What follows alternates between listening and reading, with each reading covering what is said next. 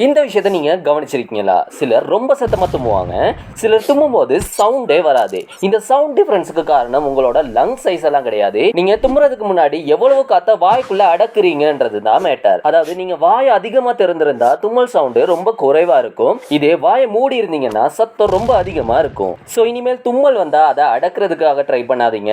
அப்படி பண்ணா ப்ரெஷரால கண்ணில் இருக்கக்கூடிய ரத்த குழாய் வெடிக்க கூட வாய்ப்பு இருக்கு. ஸோ இனிமேல் தும்மல் வந்தா அதை அடக்கணும்னு ட்ரை பண்ணாதீங்க. ஏன்னா நம்ம ஹெல்த் தான் முக்கியம். So that's it for Weird Wednesday. Let's see tomorrow in Beastly Thursday.